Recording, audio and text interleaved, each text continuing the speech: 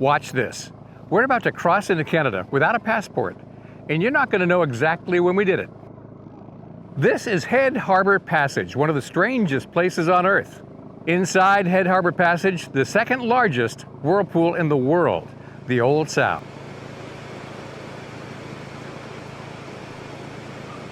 Even though it's really powerful, whales, porpoises, seals, thousands of birds will come in here to feed. You should see it.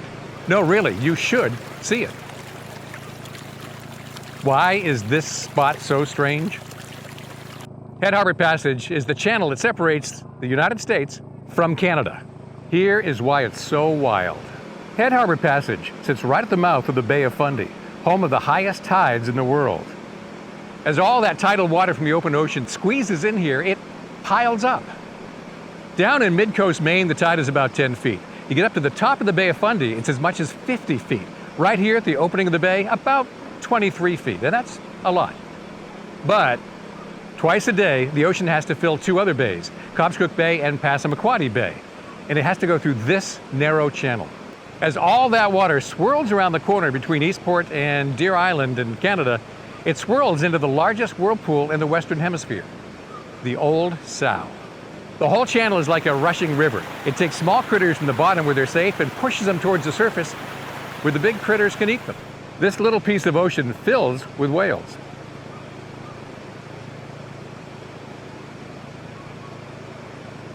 Porpoises. Seals, lots and lots of seals. And tens of thousands of seabirds.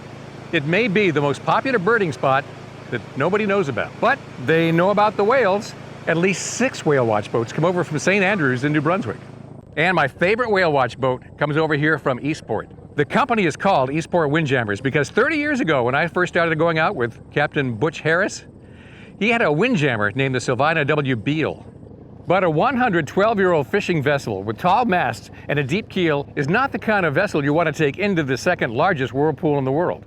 So he kept the name, but he got 2 more comfortable boats to take passengers out to see the whales. The Old Sow kicks in just about 3 minutes after you leave the dock. Like all tidal whirlpools, it's tidal. When the current goes slack at high and low tide, it may not look like much. At mid-tide, it can be awesome. Supposedly it's called the Old Sow because it makes a grunting noise as the eddies and pools swirl. All sources agree it's the largest whirlpool of the Western Hemisphere.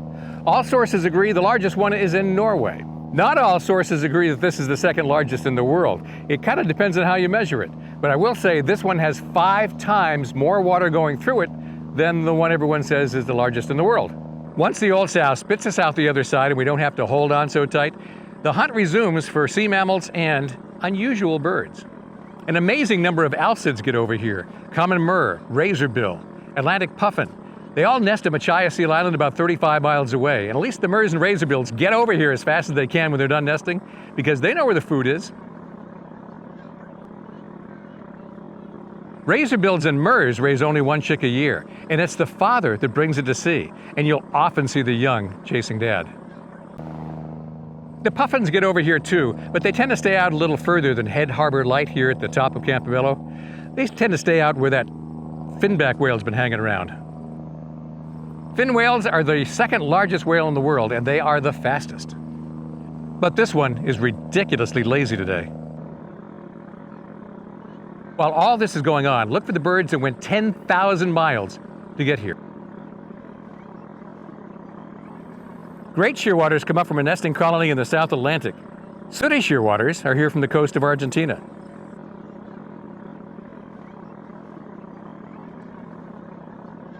Meanwhile, northern gannets are coming down from their nesting colonies in Quebec and Newfoundland.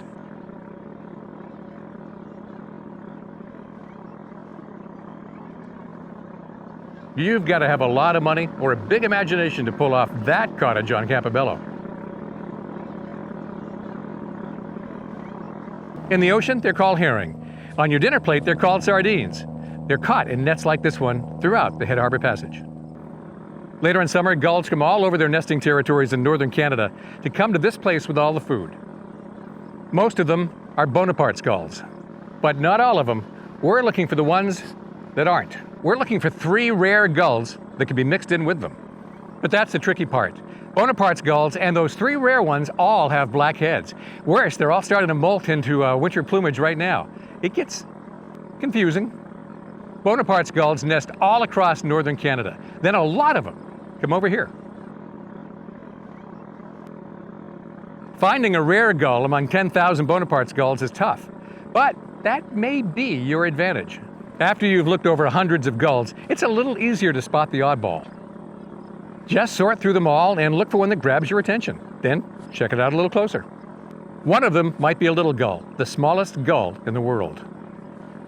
They're typically found all across the top of Eurasia, but there are some tiny colonies along Hudson Bay and the Great Lakes. A few of them get over here. When they're sitting in the water, they're a little bit smaller, and the plumage could be a little weird, like this one. Black-headed gulls are harder than hard. They're all across Europe where they're abundant. They're even in Greenland and Iceland. There's at least one colony up in Newfoundland. And a few of those get over here. They're just a tiny bit bigger than the Bonaparte's gulls, and they have a diagnostic red bill, if you can get that close. And here's the one I really want, a Sabin's gull. It nests way up north. It's not so hard in Alaska. I've seen a bunch of them there, but I've only ever seen one on the East Coast. And it wasn't this one. When this bird was photographed, I was on the other side of the boat in a fog. And it was foggy. Which reminds me, don't fear the fog. Some of my best days out here were foggy. If it's pea soup, the boats won't go out. But if it's this thin, the birds can be really close to the boat. To me, this is a treasure hunt. I don't always find the treasure, but I love the hunt.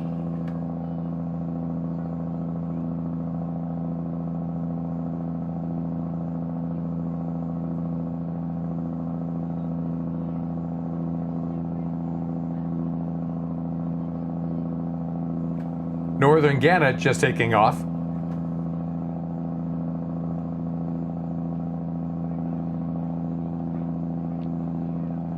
This is my 5th trip out this year, and believe it or not, I've had worse weather than this. Truth is, every trip is different. Some days the whales are easy, some days they're not. Some days the birds are easy, some days they're not. Some days are sunny, some days definitely are not. Head Harbor Passage. I don't think there's another place on Earth quite like this.